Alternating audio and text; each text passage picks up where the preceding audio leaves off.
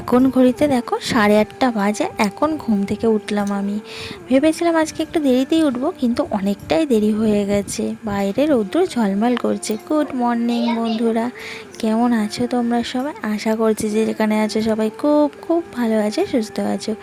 আর তোমাদের আশীর্বাদে ভালোবাসে আমরাও খুবই ভালো আছি। চোখ মুখগুলো দেখো ফুলে গেছে। আজকে সকালে টিফিন করার চাপ নেই, দুষ্টুটার স্কুল নেই, তার জন্য ভেবেছিলাম একটু দেরি করে উঠবো।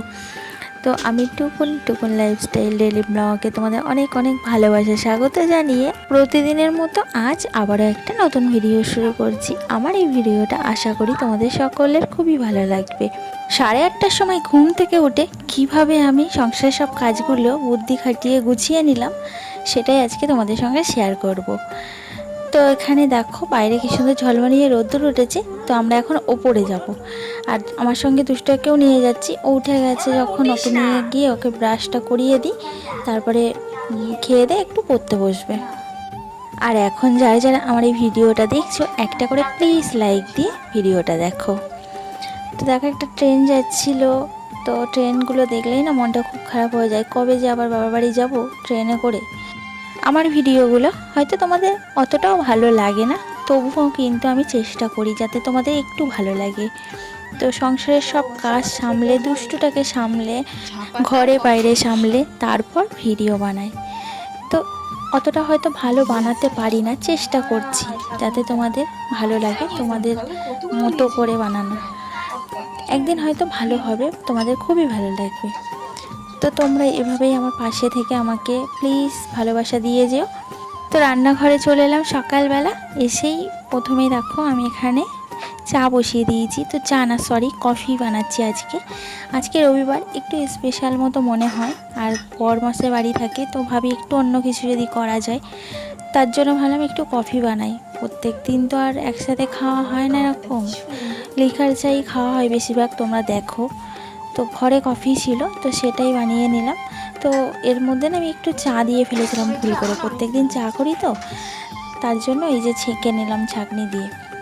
তো এখন আমি এই কফিটা নিয়ে ওই ঘরে যাব, তারপরে আমার বরমশাইকে ফোন করে ডাকবো, ও আসবে, একসাথে বসে আমরা কফি খাবো সকালবেলাটা।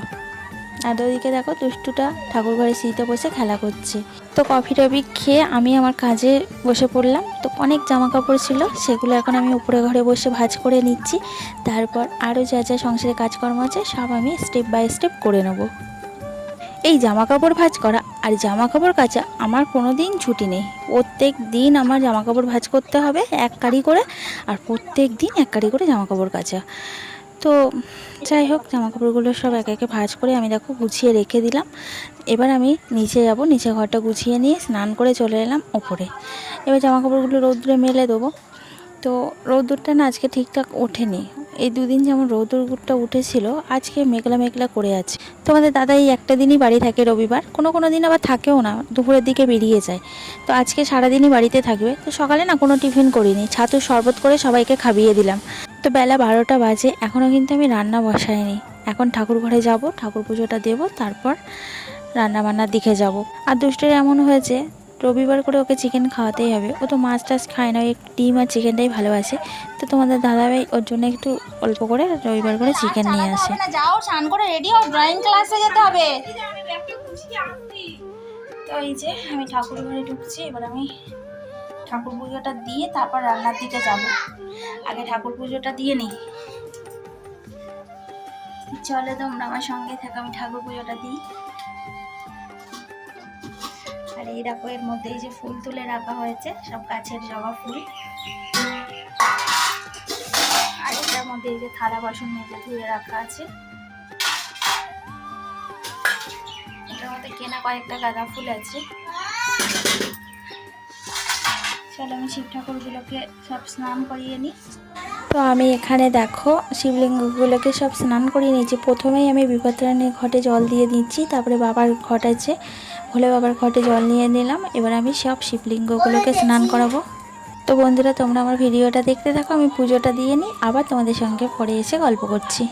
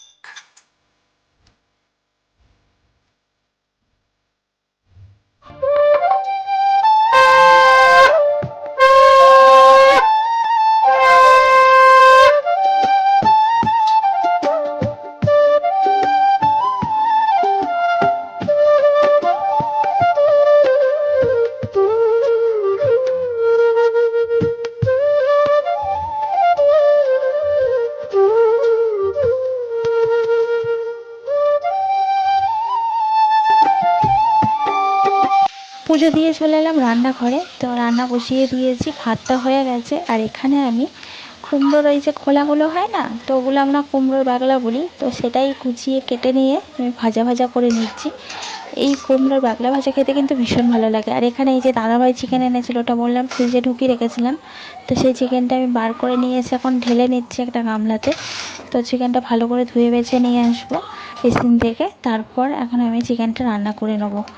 তো আজকে দুপুরে এটাই আমাদের মেনু, কুমড়োর খোলা ভাজা আর চিকেন। তো বন্ধুরা, তোমরা ভিডিওটা দেখতে থাকো, আমি রান্না বান্নাগুলো সেরে নিই, তারপর আবার তোমাদের সঙ্গে গল্প করবো।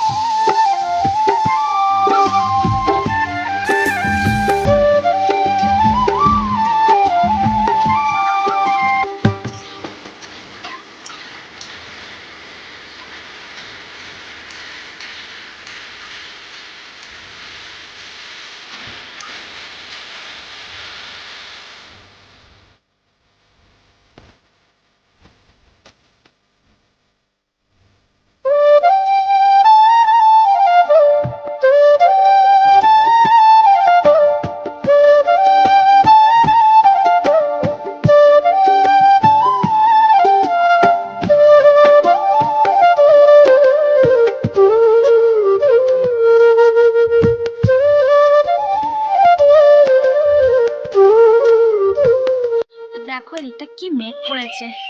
এই সবে খাওয়া দাওয়া করে উঠলাম, এখন 4টে বাজে। ভাবতে পারছো? কি সুন্দর হয়েছে। হ্যাঁ, মেঘ করেছে না, জানিস না? ভালো কুচকুচে করে মেঘ করেছে। ও কালো মেঘ পড়েছে, ঝমঝমে বৃষ্টি আসবে এখন।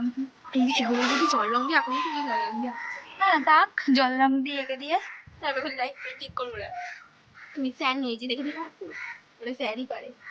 না না, জামা কাপড়গুলো রয়েছে, তুলে নি, নাহলে বৃষ্টি চলে আসবে। ভীষণ মেঘ করেছে। তোর যেটা বললাম তো সেটা কর। জামা কাপড়গুলো সব শুকিয়ে গেছে, আমি জামা কাপড়গুলো তুলে নিই।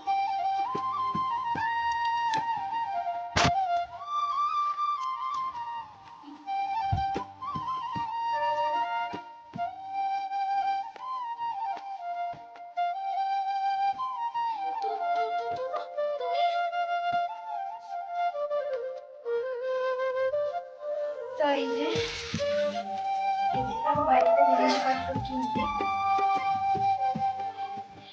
যে বাড়ির পাশে একটা জামা কাপড়ের মানে বাড়িতেই ব্যবসা করে, তো তাদের ওখান থেকে কয়েকটা জামা কাপড় নিয়ে এলাম।